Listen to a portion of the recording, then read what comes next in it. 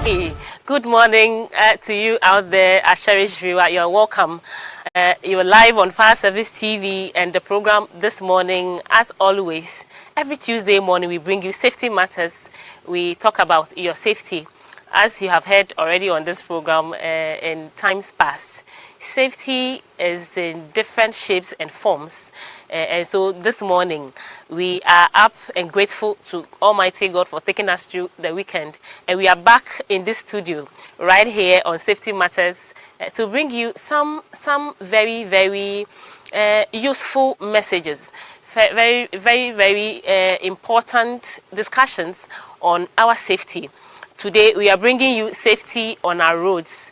We are bringing you safety on our roads, and we are going specifically into the role of first responders when it comes to road traffic collisions. The role of our first responders when it comes to road traffic collisions. You are going to know who these first responders are and what their individual roles are, and perhaps what your role is as an individual.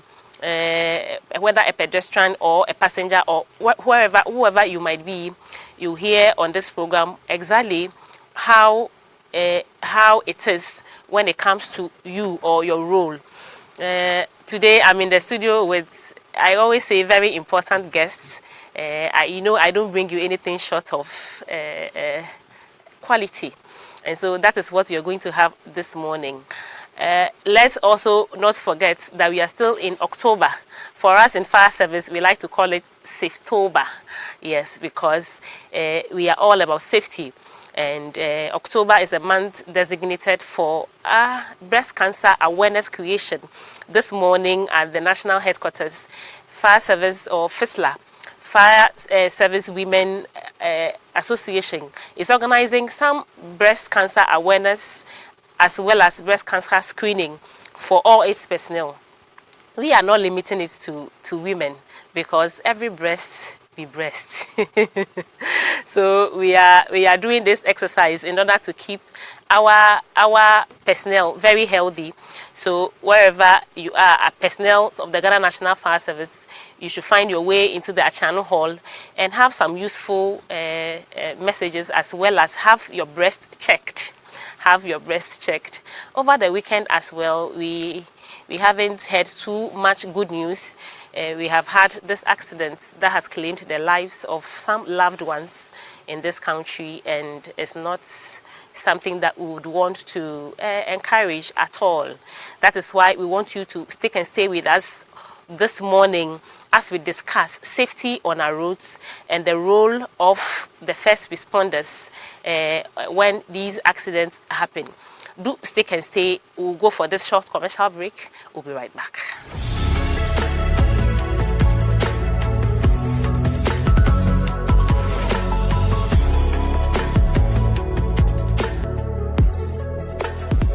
I came across power safety technology. So I introduced that into our residents, who are more than 4,000. And over the period, they have testified how power safety technology have saved them when the need arises.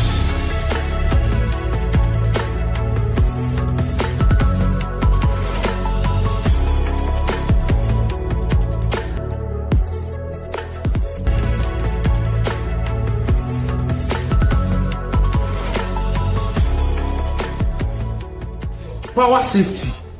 Safety is our hallmark.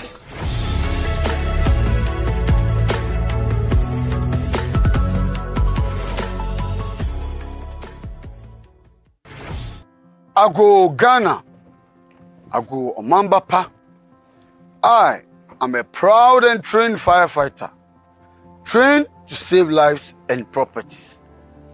Ediyenesie, atimemuni ni metri dawre. Ediyenesie, na mabeda ni timemuni ntamfui. Hwe, obi ejapade na esie no. Obi ejapade ni jademu no. Na mi kodum no a ototo bobo mi. Mi kodum no a udidi matemi. Mi nyamense. Madafunfo nsenwu nti ensi demrifa. Debi enye sane etete miye. Masade ne se mebo ajapade ene won ko ban e de fi oja hihye ho. Nyame hia firi wo nkyɛn ene wo mmoa. Ene wo kokoduru a wo de begina machi. Abra mi di dwuma e de agye akra nkwa. Yes, when everybody is running away from the fire, I repeat, we face it. So stop harassing the firefighter whilst he performs his core duty. Unyaneme, I'm assuming you know. Uhio dum jajuma enino, no dum jajuma enino su hiao. BBC, I won't tell you, a yapping chichimu, and fam rano and show some. Penny say, one some, one nipa. God bless our homeland Ghana. God bless Ghana National Fire Service. God bless the chief officer. And God bless the firefighter. Fire, safety. Uja, where is it? The bravest, we don't take cover. The rest, away, away, away.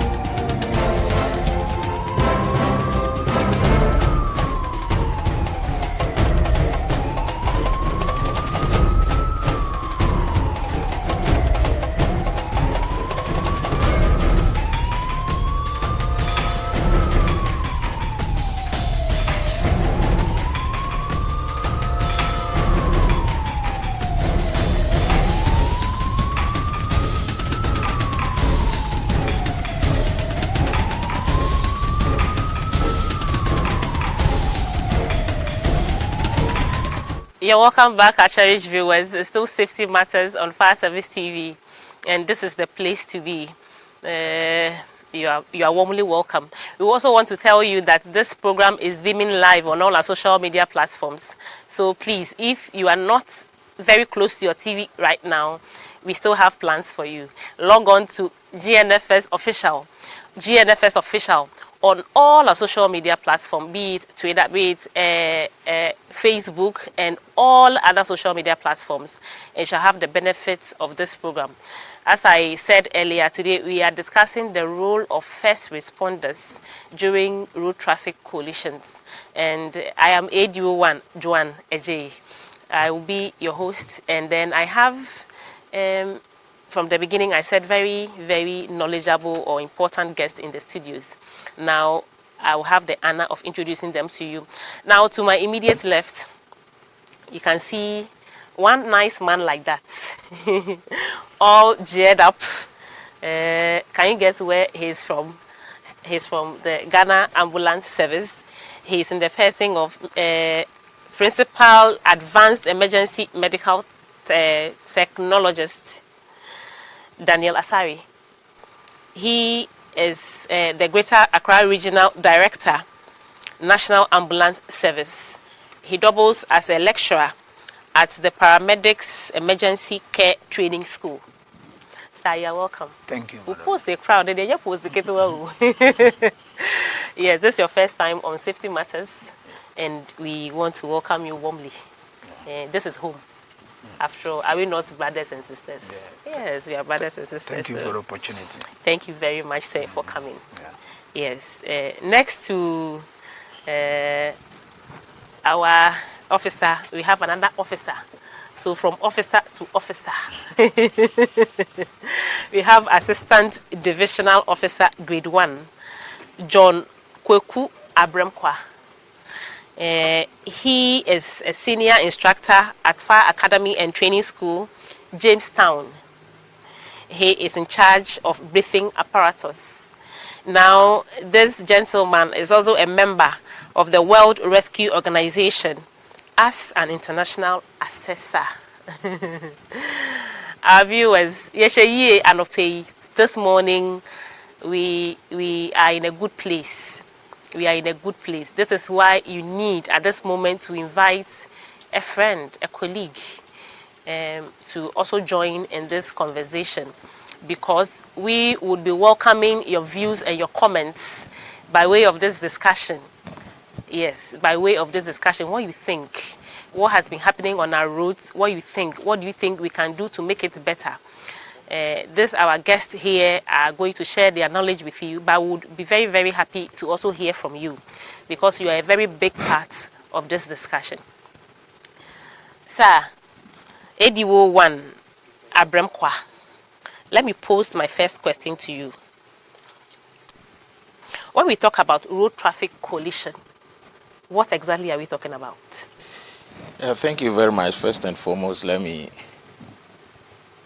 say good morning to our viewers, and then bring you greetings from the training school.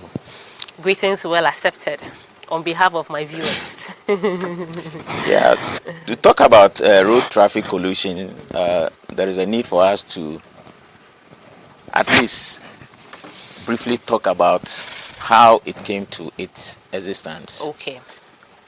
Briefly, road traffic collision came into existence in 2003. Okay. In collaboration with the Ghana National Fire Service Management and the World Rescue Organization. Right. Yeah.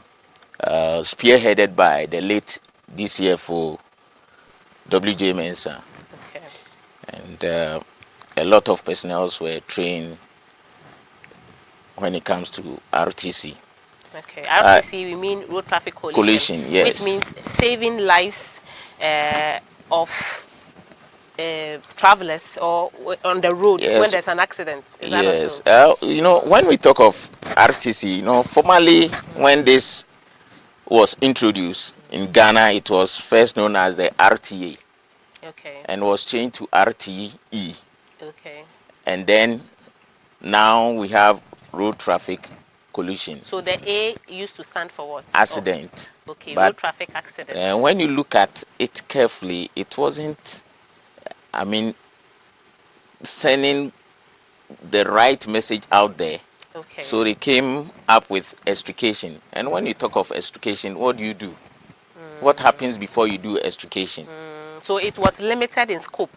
Exactly. Okay. So the international body decided to now come out clear to specifically talk about accident when it comes to vehicle accidents. Okay. Right. That's why the word collision came in.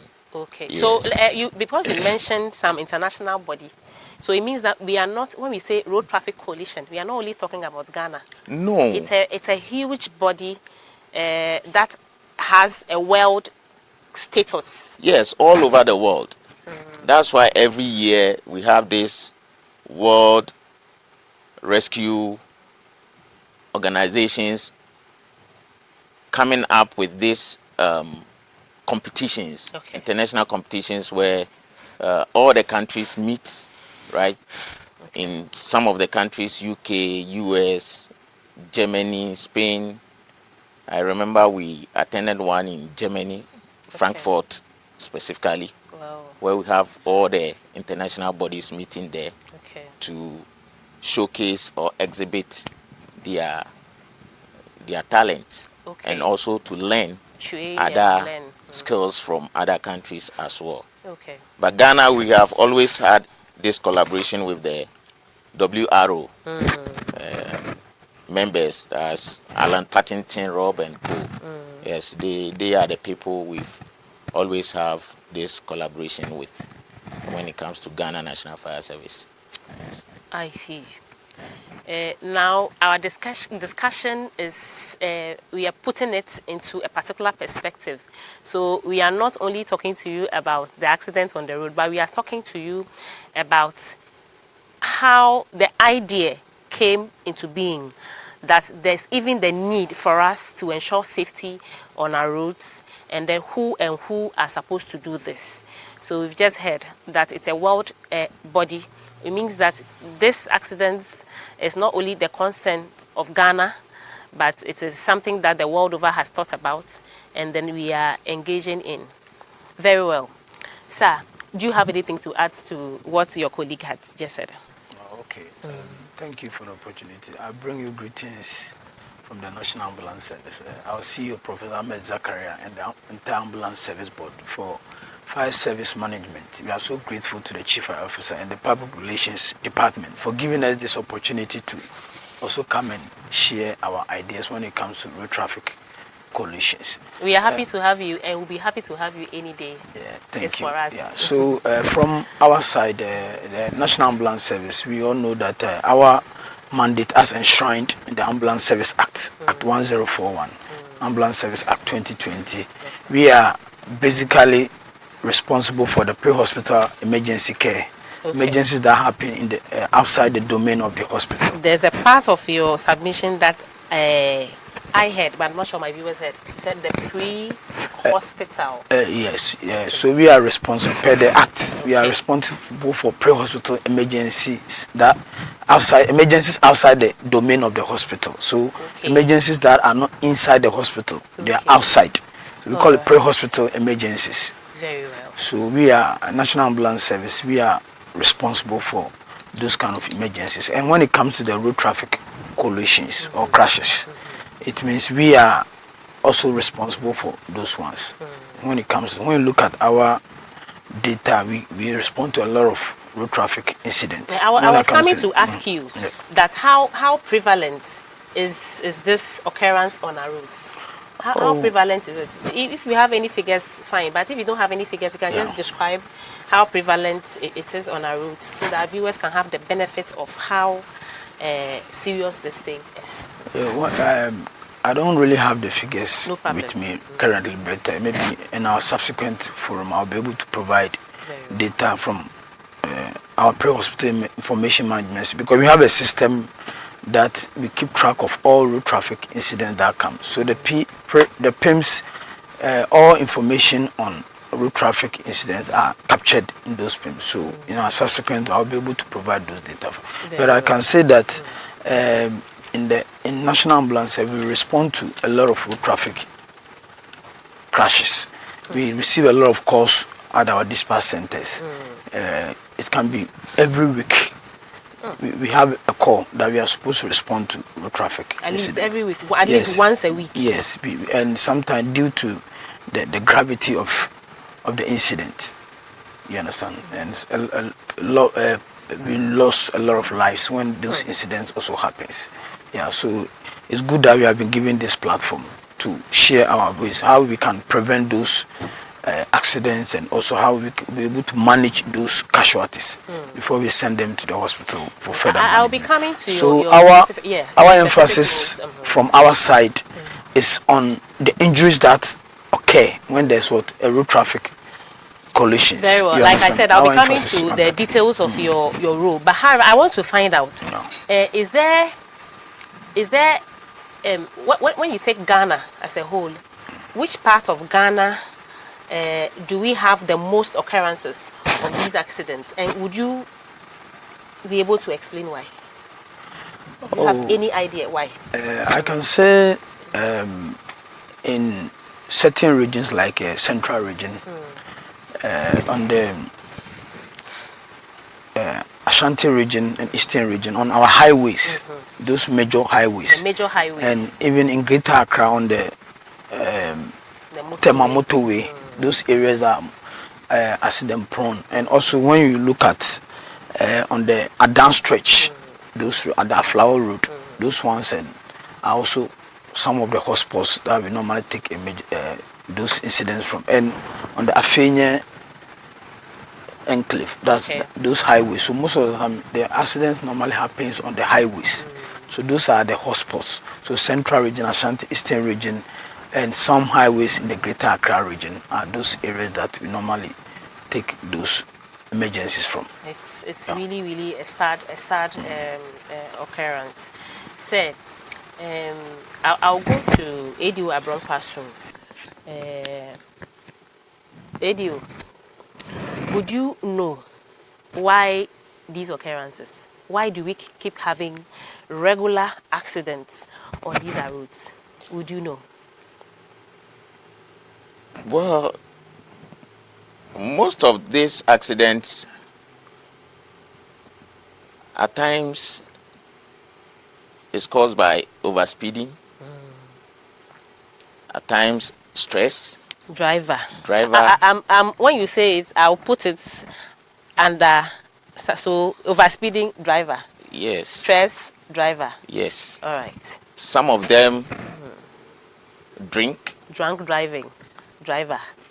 And at times, instead of them to give themselves enough rest, they will not give themselves enough rest. Yes. Sleepy drivers. And these are all some of the causes.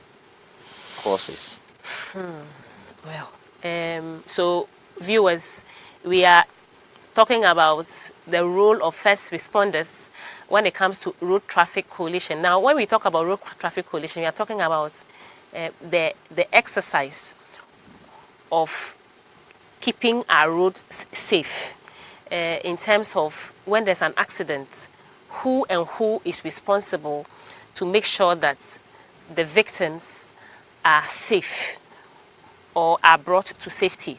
And this morning we have in the studios a representation from the Ghana Ambulance Service as well as the Ghana National Fire Service, who are some of these responders to these scenes. And so if you are now joining us, kindly share the link for the benefit of others as well. Sir, I would want to find out now that we have been able to define the problem. When these occurrences happen, what is the specific role of the Ghana Ambulance Service? Thank you. So, when it comes to emergency services in Ghana, the police service, the fire service, and the ambulance service, we went in tandem, you understand, in terms of we collaborate, because our work, when we are able to work simultaneously, we are able to rescue a lot of people when these incidents happen. So from the side of the National Ambulance Service, we have the rapid response team that has been well trained when it comes to management of casualties, when it comes to road traffic. So our aim is when there are emergencies, we receive most of our calls through our dispatch center. Yeah, so there's a number that's the 112 that goes through our dispatch center, and the nearest ambulances are dispatched to the scene. So when we get to the scene, the police is responsible to cordon off the area, and the fire service to have their role in terms of extrications and other. Yeah, so my colleague will talk about it. So for the National Ambulance Service, our emphasis is on the management of the casualty. You understand? Because when there is road traffic collision, either it's a rollover, if it's head-on collision, some so there are types. Yes. Okay. It can be singular vehicular collision. It can be multiple collision, like various cars coming together. You are colliding. Then it can be a head-on collision, two cars coming together. You understand? So depending on the nature of the or the mechanism of injury, because when there are road traffic collisions, some of the pedestrians or some of the casualties, some are being ejected from the vehicle, some too are trapped inside. So when it happens like that, we work with the fire service so that when these casualties are taken out, then our focus is mostly on the casualty, because there are certain injuries that some of the casualties. Yeah, it can be traumatic brain injuries, it can be deep lacerations, it can be fractures and all these things. These your terms. You explain them. Yes, it's a tradition on this speech. Oh, okay. When you mention the term, we have to break it down for the benefit of myself and my viewers. Oh, okay. Yes. Okay. So what I would say is when there's road traffic collision, from our side, we look at the mechanism of injury, whether it's a head-on collision, whether the passenger was ejected from the vehicle. So depending on the mechanism of injury, it will be able to tell us the kind of injury. So if I understand your this expression, mechanism of injury. Yeah. So depending on how the clash came about. Definitely. If it's a head-on collision, you have a suspicion. Yes, our index of suspicion. Injury the victims or the casualty might be sustaining. Definitely, yeah. Okay. So our index of suspicion, So with the index of suspicion, to determine the kind of injuries that the victim is about to have. So, for example, as I said, traumatic brain injury, because if there's head-on collision, definitely the patient can have either certain injuries in the brain. It can be rupture of some arteries in the brain.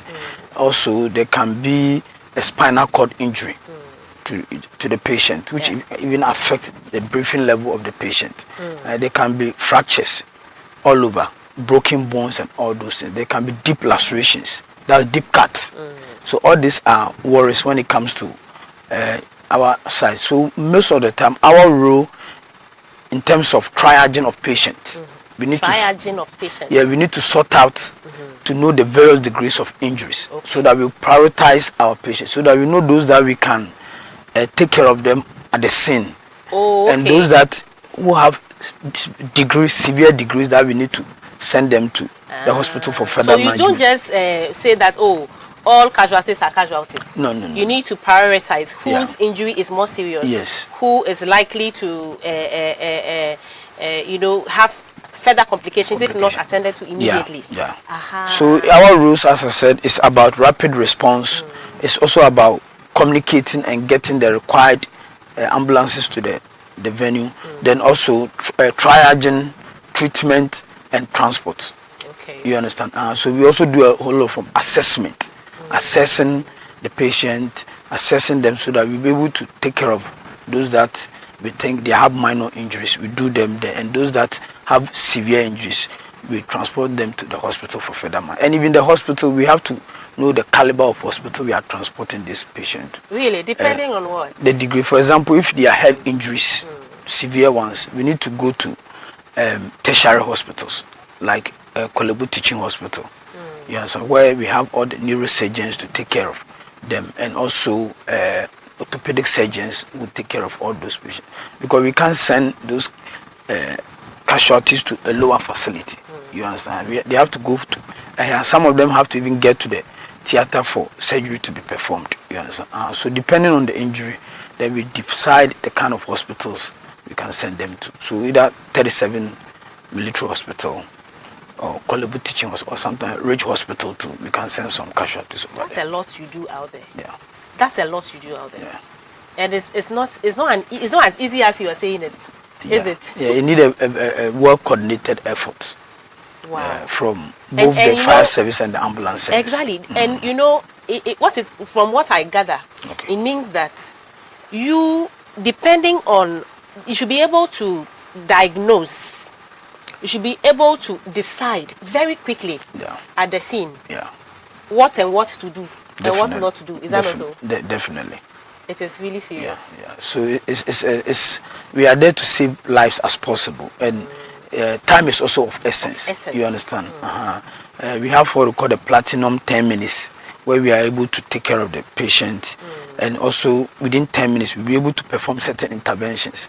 And the golden hour, when it comes to trauma, within 1 hour, the casualties are supposed to get to the hospital for further management, because the moment we delay, the injuries will aggravate, and casualties that maybe during the triaging, because with the triaging we do color coding. We do those who have severe injuries, we give them red coding. You use the colors to identify yes. various so those with yes. So if it's very severe, we give them red. Then those we have the yellow for those who are not all that severe. You understand? And the green is for the walking wounded. Those yes, and the walking wounded are those people who have been wounded although yes, but they're able to stand on their feet. Yeah, they don't have any serious injuries. But for the red, those who have airway problems, those who cannot talk, those who have severe injuries, those ones we have to tag them red. Yeah, so these are the and the priority 4 is those who tag them for black.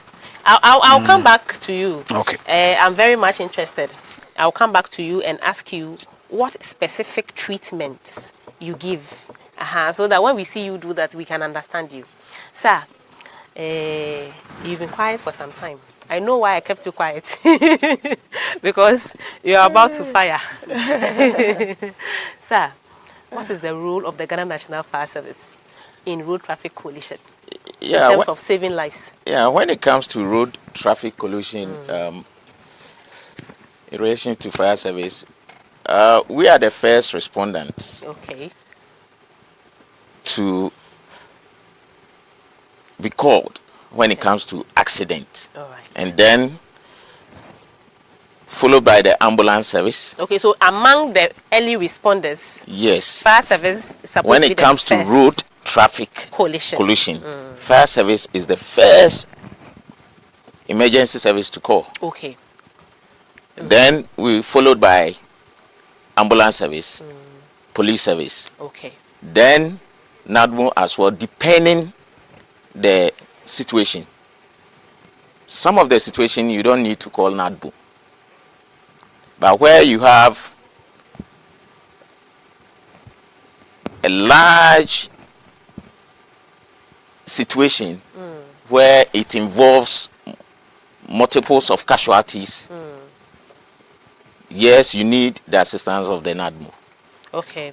At times, you know, some of the vehicles, we have heavy duty vehicles and other things, right? When we get to the scene, we need some heavy duty equipment to probably pull the vehicle from the pit or whatever.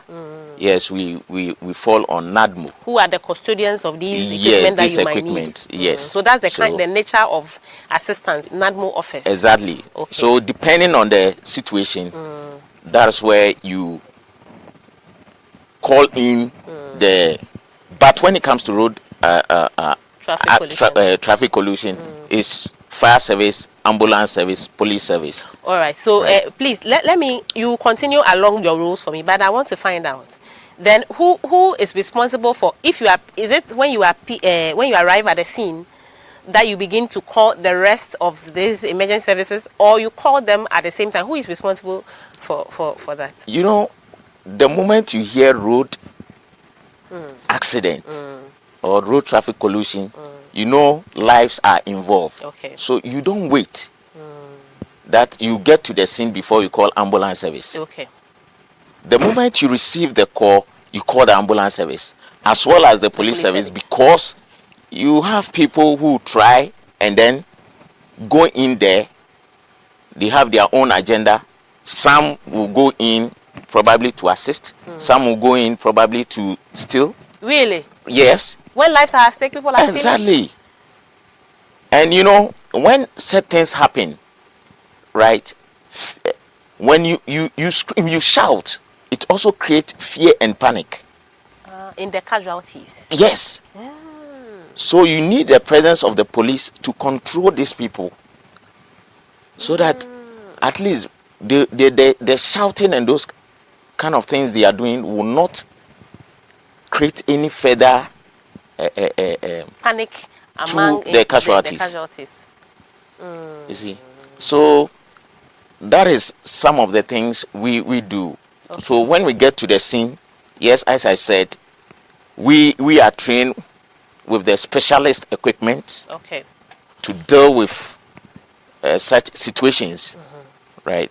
Because when, as he rightly said, when you have head-on collision, definitely you have some deformities on a car.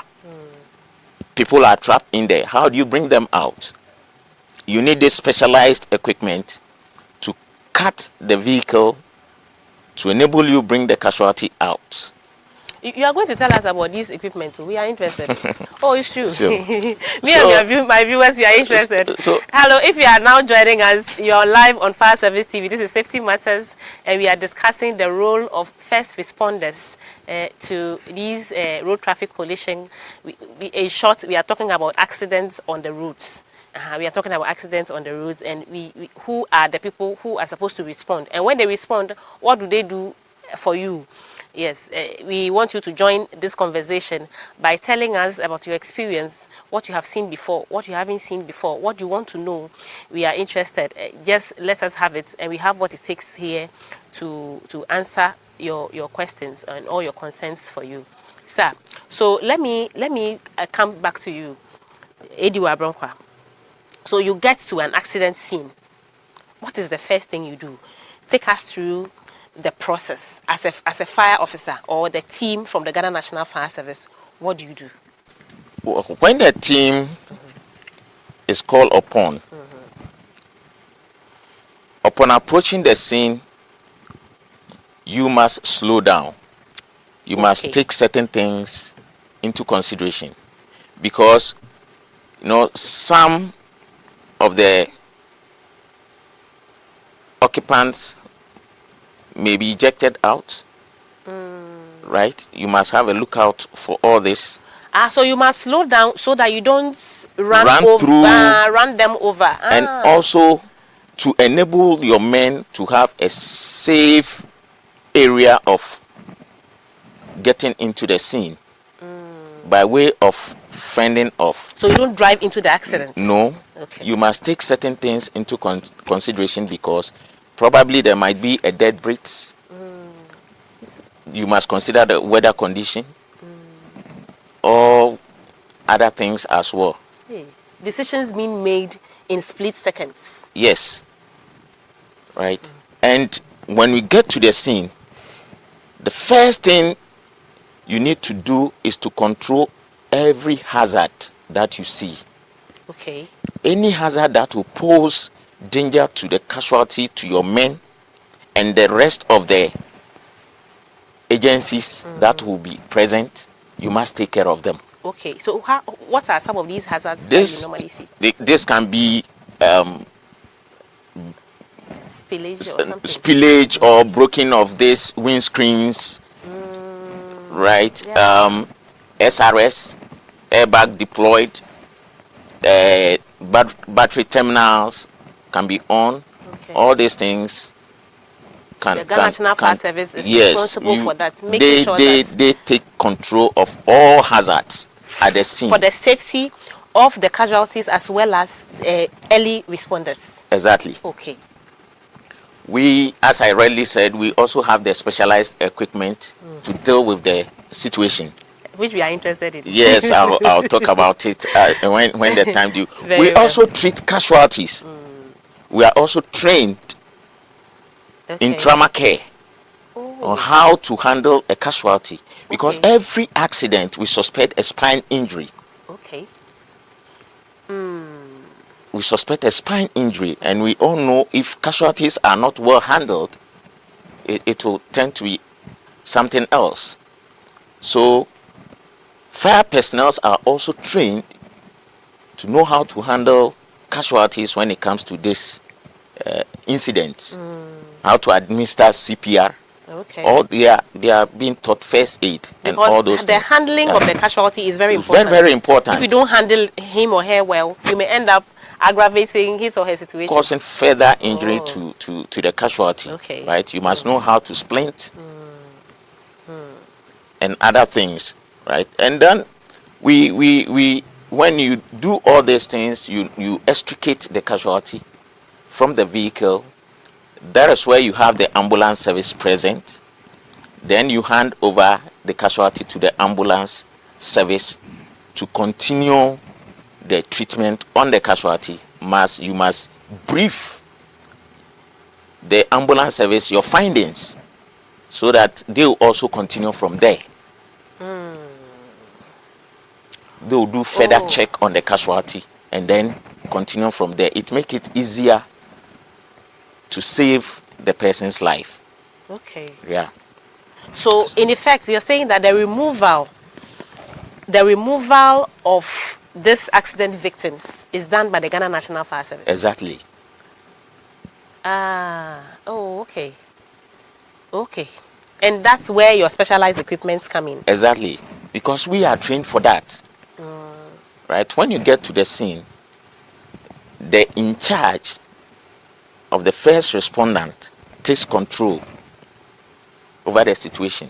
Like the whole operation that is going Exactly. on. When it comes to accident, the in charge of the Ghana National Fire Service team takes control over whatever is happening and then liaise with the other agencies. Okay. All right. So now, Eddie Wabrokwa, what are some of the single acts you perform? For instance, you go and meet a car that has had, or two cars that have had a head-on collision. Some of your equipment, what do you use them for? I heard you say cutting. Apart from cutting, what else do you do? Yeah, you know, when it comes to accidents, in general terms, you may meet the vehicle in three ways, either on roof, Okay. side, or on wheels. Okay, let's pause there. On roof, it means that the tires are pointing to the skies. Exactly. And then the roof is on the ground. The ground. Okay. And then the next one.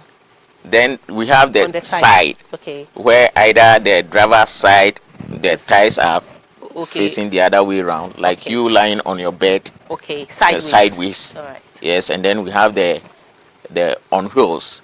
That is It means probably you lying on your bed with your tummy. The same way the Yes. car was moving. Exactly. Okay.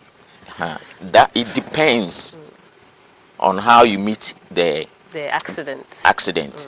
Then that will inform you on what to do.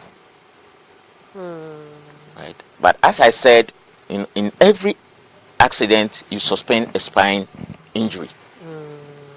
So if the vehicle is on its wheels, we have different cutting approach. techniques Okay. that we do. Okay. Right? You must first stabilize the vehicle, you do your assessment, everything, ensure that you've taken care of all the hazards and everything. You must stabilize the vehicle from not dangling here and there. Okay. That To one have too a is for- solid platform to enable your men to work. to work. Because once you are working and the vehicle is dangling, right, it's also creating another injury to the casualty I see. as well. I see. Any Right. inconveniencing or interfering in the work of the officers. Exactly. So, depending on the impact, it will inform you the kind of cutting techniques to use. Whether to use the dashboard row, to do the total roof removal, B-post rip. Those are some of the things you do. Yes. Okay, we will not go into that one because that's your specialty. Okay, but they are all cutting techniques. They are all cutting depending techniques. on how the vehicle is yes, positioned. and what your assessment and what you suspect. Exactly. Oh, hey. So the Ghana National Fire Service does not only fight fires. If you must know, there hasn't been any road traffic accidents where people are trapped that the Ghana National Fire Service has not attended. And this it has done in collaboration with all other first responding agencies such as the Ghana Ambulance Service and the Ghana Police Service. So we are your saviors through and through. I mean on earth. Yes, the fireman is the one who has been sent to come and save you. And we do this, we don't do this alone. We do this in collaboration with our sister security services, i.e. Ambulance Service and the Ghana Police Service. We are here this morning with the representation from the Ghana Ambulance Service and the Ghana National Fire Service, and we are talking to you about the role of first responders when there's an accident. We will come back to ask our guests about what exactly they expect from us and also the collaboration that is supposed to exist between them. But for now, let's go for this quick commercial break. We will be right back. Do stay.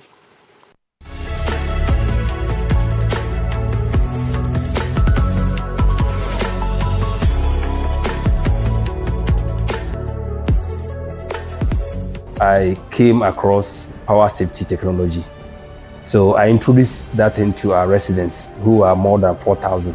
And over the period, they have testified how power safety technology have saved them when the need arises.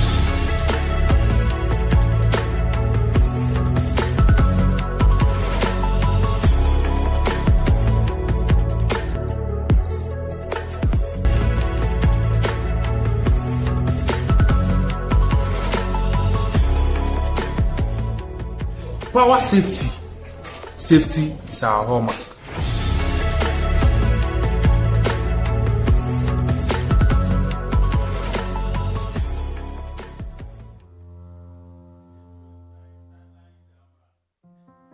Ago Ghana, Ago Omambapa. I am a proud and trained firefighter, trained to save lives and properties. Edienesie, ati memuni ni metri dawre. Edienesie, na mabeda ni ti memuni tamfui. Hwe, obi ejapade na esie no. Obi ejapade ni jademu no. Na mi kodum no a wototo bobo mi. Mi kodum no a udidi matemi. Mi nya mense. Mada fonfon sengu onti ensi demrifa. Debi, enye sane etete miye.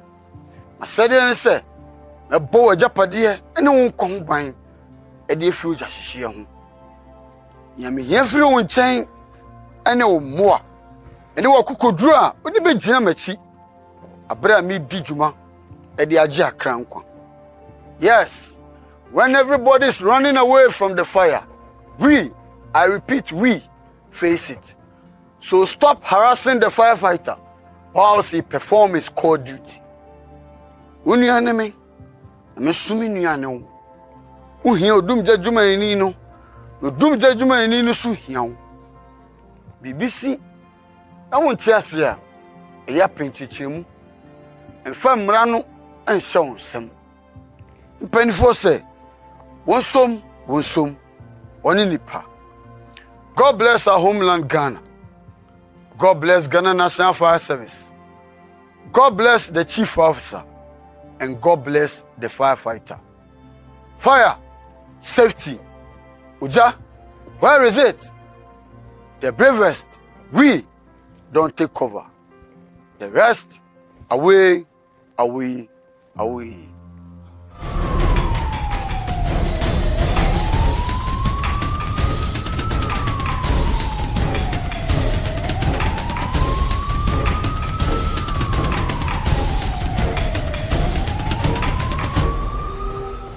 You're welcome back, our cherished viewers. We have been discussing the role of first responders in road traffic collision. We mean road traffic accidents, how they are able to save casualties and the processes that they have to go through. We have had a good discussion. And if you are joining us, you are not late at all. You are not late because we are about to have more discussions on this topic. What you have to do is to share the link for the benefit of others. And also let us know what you think. What do you think? What experiences do you have? Yes, we are interested. And so please don't hesitate to join us at all. Join us on GNFS Official on all our social media platforms, and we'll be right here to attend to you. Officer, so you may want to tell me about some of your equipment that you use to perform this your role at the scenes. We'll come back to talk about the collaboration between you and the public, what you go through. However, let us understand this equipment that you use. Okay, so what I would say is when it comes to road traffic collisions, in regards to the ambulance service, as I said, our primary aim is to make sure that those who are injured, we take care of them and manage them and send them to hospital for further treatment. Some of the equipment we use, we have the spine board. Spine board? Yes, that is what we use. Casualties that we suspect that they have spinal injuries. We use the spine board in terms of evacuating them, lifting them onto Is it that it's board a yellow. that is, it can come in.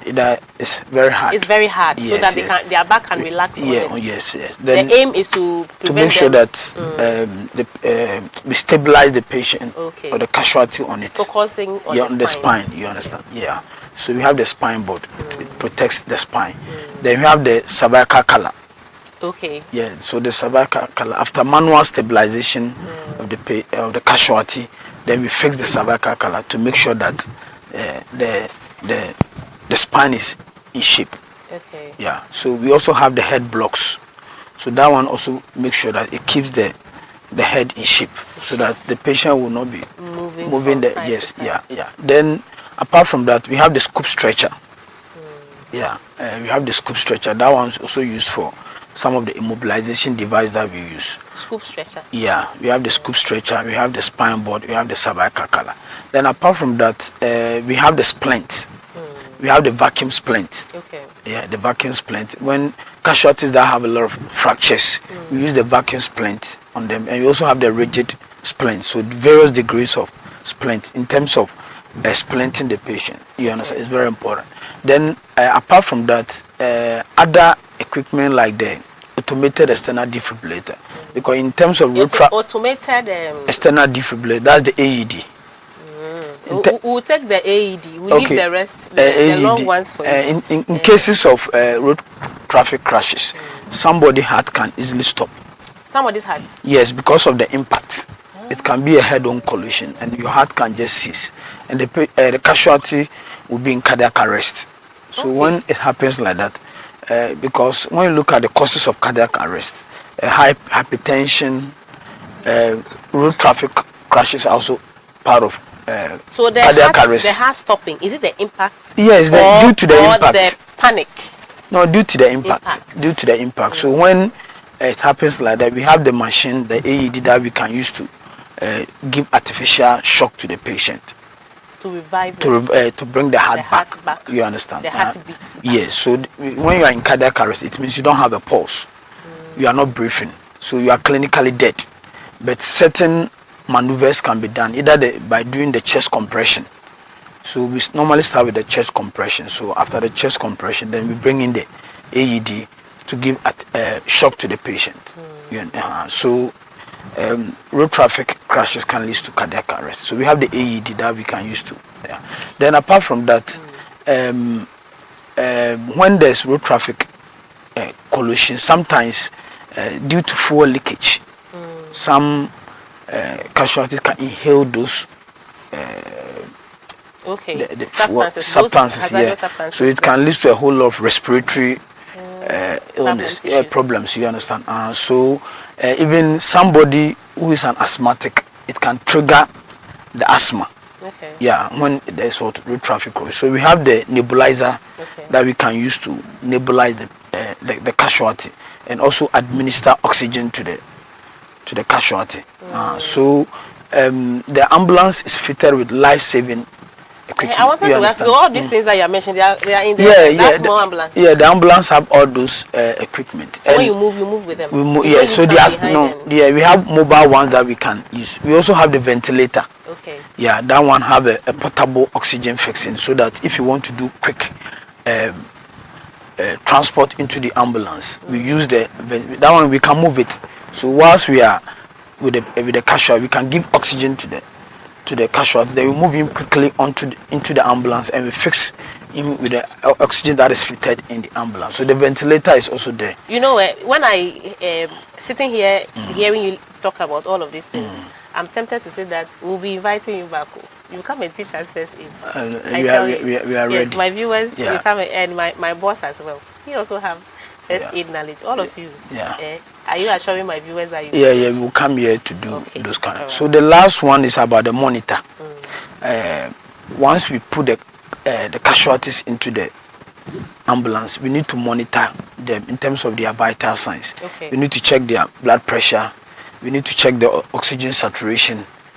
We have to check their temperature. All these things. We have a machine in the ambulance we can use to check. So you do all of these things at a scene, depending on. No, if it's an hazardous scene, if it's an hazardous, we need to move them out of danger So that one you have to do emergency move and move them out of danger before you can take care of. Because if the scene is not safe, you cannot just go there and be administering treatment. You understand? But in terms of mass casualty incident, we are supposed to, we normally do on-site treatment. That's why we have a temporary clinic where we can treat some of the, because we don't want the hospital to be overwhelmed with casualties. So those that we can take care of them, we do a temporary clinic there and we treat those minor injuries. So are there occasions that you can treat casualties and then discharge them? Yes, that's what I'm saying. Those with minor injuries, so maybe abrasions, just a scratch.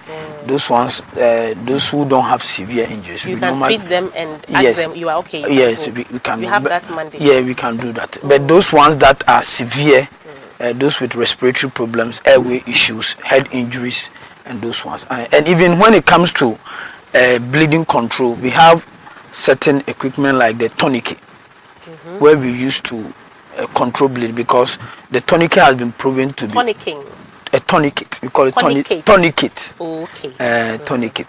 Today I'm hearing things. Yeah, so the tourniquet has been proven to be very effective when it comes to bleeding control. Okay. So if depending on where the injury is, if it's bleeding from the lower arm, the leg, we make sure that the extremities, we have to tourniquet, and it helps to reduce the flow of blood, and it's more effective. So can we have it in our various houses? The tourniquet? Yeah. Is it something? Yeah, you can even improvise to use when you don't have the what we use in the ambulance or what the fire service or the military use. You can improvise with even a scarf. Okay. Or a triangular bandage can be used as a form of it's all about putting pressure. Yes, you just have to reduce the flow of blood. So we always tourniquet above the injured side. Okay. You see, first aid, you have to come. You have to come.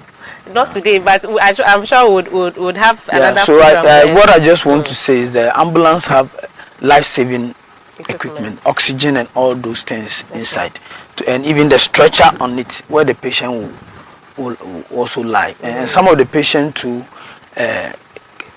can also sit in the ambulance when their conditions are not that severe, so that we can take a lot of casualties to the hospital. Yeah, it's very, very important. Very revealing.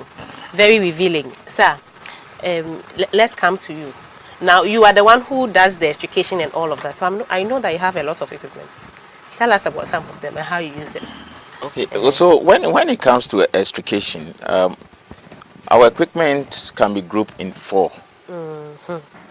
We have the stabilization equipment. Okay. We have the cutting equipment powered with a hydraulic fluid. We have the pneumatic equipment. Which is powered with air. And then we have the medical equipment as well. Okay.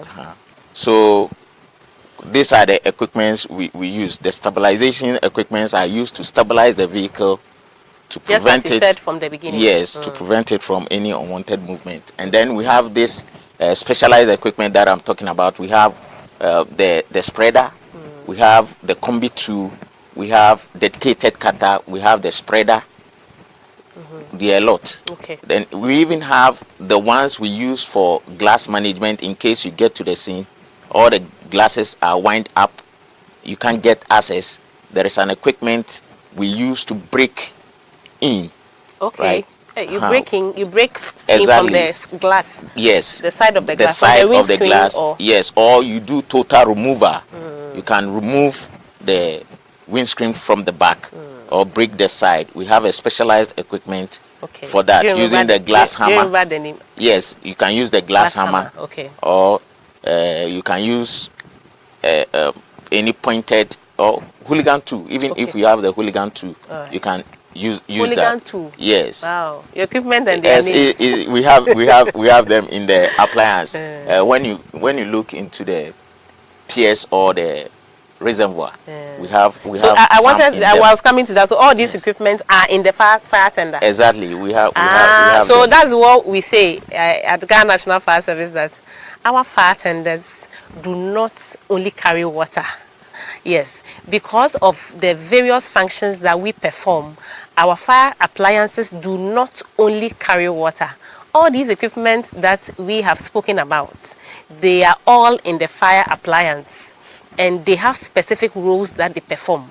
In that, all these emergencies can dovetail into each other. You can go to one emergency scene and then you have the need to use other appliances. For instance, a good example is the East Legon incident that we just had. There was an accident and there was a fire outbreak. One fire tender is able to perform all these functions at the same time. So our fire tenders are not only of water. We don't only put water in them. We have other equipment. For instance, the RTC, road traffic collision equipment that we use to save lives on our road, also in our fire appliances. So let's continue. Yes. As I said, we also have the medical equipment as well, where we have the long spine board, short spine board. We have some of the cervical color. Okay. We have the KED. That's where the collaboration is. Exactly. So we have the KED structure, and then we have other equipment that the splint board, the triangular bandage. We have even the oxygen therapy to administer oxygen right from there. So it's like we work hand in hand with. That's why we keep on saying that you, the physical rescuer, cannot pronounce anybody dead. Remember when he was saying he made mention of clinical death. Yeah. That's by using the AED. Are you getting me? So therefore, yours is to extricate the casualty, no matter how you find the casualty or whatever. Yours is to extricate the casualty, bring the casualty safe out, hand it over to the ambulance service, let them continue. Whilst you do a follow-up, because you need a report. So you do a follow-up. So that's a very important point. Yes. So Ghana National Fire Service, we do not pronounce casualties as expired or dead. Exactly. Our work is to make sure that if it is in the accident resulted in the mangling of vehicles involved, we cut and spread and bring the casualties out, hand them over to the Ghana Ambulance Service. They continue from there for onward transportation to the hospital. Exactly. Whilst you do a follow-up, whatever you receive, yes, if it is confirmed that this is what has happened, then now you can factor it into your report and whatever. So when you go to the scene, whatever you see, the state of the casualty, it is not for you to. It's not your responsibility to declare somebody dead or whatever. All right. Extricate the person, hand over. If it is the ambulance service, if it is the duty of the police to carry, yes, get that information from them before you can now finally come out to say A, B, or C. All right. Sir, do you also have any limitations to your role as far as treating of the casualty is concerned? ADO is just telling me that you can't pronounce the casualty dead at the scene. Okay, so when it comes to the ambulance service, as paramedics, as EMTs, we also don't have the mandate to pronounce casualty dead. It's only the doctor who has the right to clinically declare that somebody is dead. But just that per our training, we have also been taught on certain obvious signs that shows that this patient is dead. You understand? So, and when even the patient is dead, we, the ambulance service, will not take the dead. It's the mandate of the police. It's the mandate of the police to take care of the dead, not the ambulance, because the ambulance is not used to carry the dead. Okay, let me ask you this one. We use it to carry the injured, the critically injured. Okay. So if we will not pronounce the person dead. Okay. But per the obvious signs, the patient is not breathing. The patient doesn't have a pulse. And after we have done our intervention, so there are obvious signs. Also, per your obvious signs, it will show that this patient is priority 4 patient. You understand? But we cannot, by law, declare that the patient is dead. It's only the medical doctor that will be able to certify that this patient is dead. You see, the only difficulty for me is that, you see, at the scene, you can declare the person as priority 4. I'm just quoting your priority 4 during our triaging process. Okay. Yeah. And for that matter, you may not carry him or her in the ambulance. Is that so? Yes. So, in effect, is that not to say that the person is dead? Yeah, because when it comes to road traffic crashes, maybe it might be a mass casualty incident. Okay. So your aim is to save more life as possible. Okay. So most of the time, the emphasis on those that we can easily take care of when in terms of their degrees of injuries. Those that we can easily save, because it can involve maybe 50 people, 100 people with various degrees of injury. So per our assessment, those, if somebody all the brain matter is out due to the injury, the person is truncated in terms of the body. One half is almost gone. Okay. You understand? So we are focusing basically on those that we can easily save their lives as soon as possible. Those people be classified as priority for patients? No.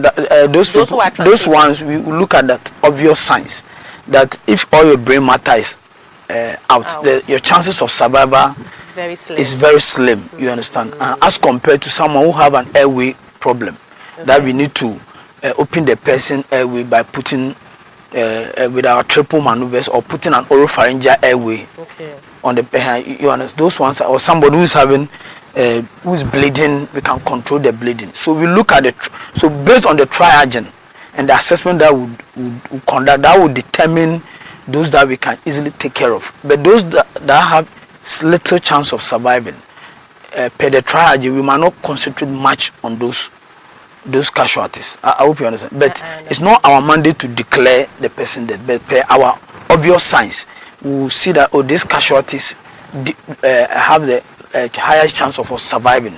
So we might concentrate on. But those that their brain matter is out, the person is becoming rigor mortis. When you raise the hand just fall down blind like that. You understand? Those ones we might not concentrate too much, but we want to save more life. So at the scene, what then happens to those people? Do you call so for? if we per our assessment, we see that the patient is a priority for patient, and the Ghana Police Service is there. They are supposed to take care, because it becomes you take charge. They take charge of the, because we cannot carry those dead into the ambulance. No hospital will take care of those dead when you send them, because they don't want to increase their mortality rate. So per your training, you were able to see some of your signs. Definitely. Pointing to the fact that the person is a priority for patient. That's what I'm saying. And depending on that, you hand them over to the Ghana Police Service. Definitely. But sometimes the public also come around, like those bystanders. They will say that the ambulance service, we should carry they put pressure on us that we should carry those casualties on board. Because the reason being that we don't want the public to lose confidence with the work that we do. Because if we use the ambulance to be carrying the dead, people will lose trust. Because the one that carry the dead is the hearse. It's not the ambulance. The ambulance are for those who are critically injured. Because if you are dead, there's no emergency. When you are dead, you understand? So once we also in an ambulance, we do a lot of interventions. Perhaps the public may not have the kind of technical mind or technical know-how that you have to see that this person is a priority for patient. And so they might be insisting, especially when they are relatives to those people. That we should. But you know these differences between your work and all of that, and then you know what to do. Okay. So that's why I'm saying that when there's an emergency, the police is there. So when we are able to assess that this patient is a priority, we have to inform so it's a coordinated effort. The incident commander and the team leaders of all the agencies around will coordinate that. Per our assessment, we think this patient is a priority for. So this patient has to be sent so that the pathologists will perform their checks on the patient. Very well. That's what I want. Sir, Edio, from all that you are describing, apart from the hard work that goes into this operation, I also know that there is you need some kind of mental or psychological toughness to be able to do this. How do you carry on daily basis as first responders? How do you carry on?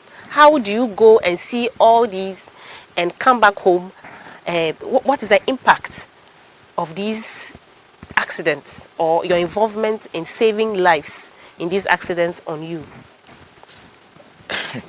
You see, it's not easy. it's not easy, but you know, that's what we are called to do. That's what you're trained for. That's what you are trained for. That's what you are called to do. That's one of your core mandate. So you cannot run away from your responsibilities. It's not easy. So therefore, you have to psych yourself up, because you understand the nature of your job. Because you know. You mean that, I take my long pen? Exactly. I write my long application. You know you've heard before you decided to join the service. So therefore, when you are called upon, you have no excuse than to discharge your duties as well. And this has nothing to do with money. Viewers, it has nothing to do with how much you were paid. It's not an easy thing. In fact, as a matter of fact, as a fire officer, I can tell you that even this equipment that is used or that are used for this certification are very heavy equipment. Very, very heavy equipment. That of the ambulance service, I know that they really, really need to be handled with a lot of care. If you are not careful, you end up causing more harm than good. Sir, how about your people? How do they go on every day psychologically? So as we work 24/7. Just as the We're hearing the siren blaring all over. I tell you. In terms of looking at the heavy traffic we have in Accra, it's not easy. Yeah, and also certain drivers also even prevent us when we are going to. Exactly. Please tie it together. So I'll be coming to you with that. Tie it together with the response. How do the public, how do they interfere in what you do? Positively, negatively? Yeah. So per the international standard, I think we are supposed to do at least within 8 to 10 minutes when it comes to emergency, our response time. Okay. Yeah, but due to certain challenges, traffic situations, getting to the incident scene sometimes try to affect our response time, because sometimes you get to certain places, the nature of the road, when you are even blowing the siren, they cannot. It's not that they don't want to, but they just can't. Yes, some places, and others too. Some drivers don't want to also pave way for us, and so we still call on the Ghana Police Service, the MTTD, to continue to help us, so that at the intersection they will be able to pave way for the ambulance to go to those places, and even areas that they've done this Ayalolo lanes. Even you go and a truck driver has parked on that stretch. You understand? As you are carrying an emergency coming, so if an ambulance is coming, we shouldn't say there's nobody in the ambulance, because at that moment you will not be able to determine whether somebody is in the ambulance or not. So they should. So they tell you also that. Sometimes they said we are not going anywhere. We are going to buy what? Yes, either we are going to buy food. So they should just give us the. And others too also want to overtake us, because they feel like their vehicles are more faster than us. So if you have any competition to do, is it the ambulance that you want to compete with? So as you said, our in terms of the work that we do, certain cars also sometimes even crosses us to even affect our work, for some of our people to even involve themselves in accident. You understand? So in terms of also psychologically, in terms of post-traumatic stress disorders, because of the nature of injuries that we've seen. Things you see. Yes. So the things you touch. After the case, sometimes you'll be having those kind of stress disorders. They go to a very stressful. When it's raining, wherever, you can't say there's an emergency, you will not go.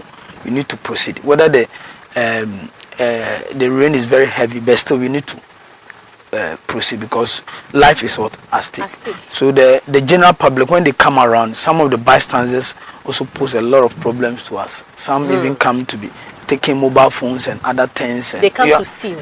Yes. When lives are at stake. Yeah, because they are not. Some of them are not there too, because of the casualty. They have ulterior motives. Some of them have ulterior motives. So we'll use this platform to appeal to the general public that when they come around, they just have to allow the first workers to do their work, because they have been trained to do that. And sometimes too, the issue of about certain numbers that you ask them when there's an accident, they call. So maybe when we are about to finish, we'll give other numbers. Your final remarks, so that apart from the 112 numbers out there, for them to call. So apart from the 112, they can call other numbers so that we can easily respond. So I would say that it's better for the casualty to be in the ambulance than to be in a taxi, because once you are in the ambulance, your life is safe. Because you have oxygen, everything, yes, inside equipment. Yes, so I will encourage the public to call the ambulance. They shouldn't say when we call, we will not come. We will come. So they should call. They should call us. And as we said, we are also using this platform that we need more logistics in terms of more ambulances, so that we be, because for example, when you look at only Accra alone, we will need more than 100 ambulances to operate in Accra, because per the World Health Organization, an ambulance is supposed to serve about 50,000 people. How many do you have currently in Greater Accra? In Greater Accra, we have about 40 ambulances working. A deficit of 6. So we need more. So we need government support to procure more ambulances for the national ambulance, so that we can cover more, because we are serving a population of about 30 million. So we need more ambulances to support. Well. So that's what I would say.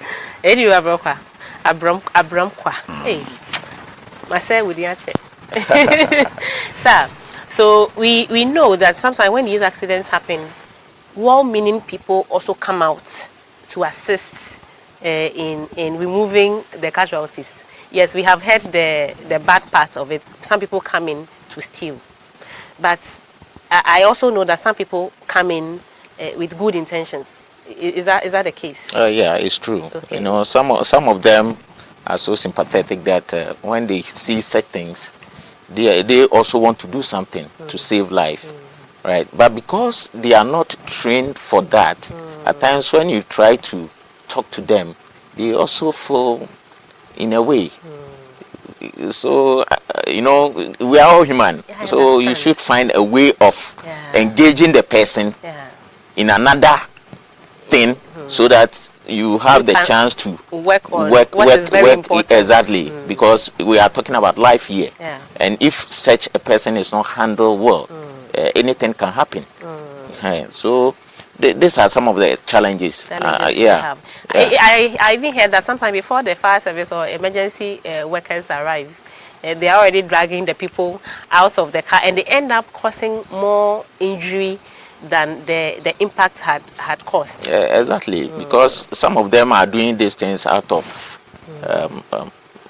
sympathy. Yes, but the moment you get there and you try to, then but you should find a way of talking to them, let them understand what goes into it, and then engage them by doing other things for you. You can engage them doing something else whilst you concentrate, and then you bring these casualties out safely to save their lives.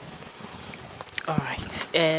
It has been a very, very, very beautiful conversation with you here in the studios of the Ghana National Fire Service. We are grateful to you for coming. Sir, is there anything you want to add by way of a final comment? I want to say, looking at the current situation in Ghana here with the accident that we are experiencing, we just want to plead with the government to support the Ghana National Fire Service to enable us save more lives when it comes to road traffic collision. Yes, if we're able to even provide it with a lot of pickups, we can at least stuff some of the equipments in this and then position them at the vantage points where we have the accident prone areas, and then in case of accident we can quickly rush in there and save more lives. Because so just like the Ghana Ambulance Service, we also need more equipment. Exactly. We when it comes to such situations, you need not to drive more than 10 minutes. Okay. To get to the scene. Not more than 10 minutes. Wow. That's the international standard timing. Within 8-10 minutes, you must be at the scene. I see. So your final words are that we need more equipment, and then to be able to perform our roles very well as the Ghana National Fire Service. So, sir, how about your final words? What I would say is, in terms of be able to save more lives when it comes to road traffic collision, we should continue to enhance our joint interoperability in terms of simulation exercises with the police fire service, so that we will be abreast with current maneuvers when it comes to casualty care, and also to make sure that we'll be able to save more lives as possible. And I also use this your credible platform to educate the public that the prank calls, the way they call you also experience prank calls? Our dispatch center when there are no emergencies. Yeah. Wow. So we are using this your platform to tell the general public they only call when there's an emergency. Okay. And as we earlier on we said, we need more support when it comes to ambulances and pickups, so that we'll be able to save more life as possible. Right. So I want to thank the Chief Fire Officer, the Public Relations Office of the Ghana National Fires, for giving us this opportunity to come and talk to the general public. We are so much grateful. So are there some numbers that you want, you would like people to call when there's an emergency? Definitely. Put them out there for us to. Okay. So apart from the 112, which is the main line, we have MTN number 0558 201496. Right. 0558 201496. 0302 690722. 0302 690722. And lastly 0299 376 051. So when you call this number, help will arrive. And we also thank you for your warm moderation. Thank you so much. Thank you. Sir, how about you? Do you want to put some emergency numbers out there for us for them to call us promptly? The emergency number, I leave that in your hands. Oh, very well. And I just want to thank you pay me. You pay me. It's important to thank my seniors as my team members. The person of Dio Thremingle, Akpalu, Bano, Atram, for giving me such opportunity to come and represent them over here in. I say I'm most grateful to them. I hear and, you. I'm sure they are proud of you. Yeah. Your bosses must be proud of you as well. Boss, thank you very much for coming. It has been Safety Matters here on Fire Service TV, and in order for you to call the Ghana National Fires when there's an emergency, you call us on 192 or 112. 192 or 112. You can also call 030-277-2446. 030-277 2446 for a very prompt response. Please don't try your hands on it for several minutes or hours when you are not able to do it before you call the Ghana National Fire Service or the ambulance service or the police service. When you call 112, you can reach any of these first responders to come and attend to your situation. We are grateful for sticking and staying with us. We have discussed the responsibility or the role of first responders when there's an accident on the road.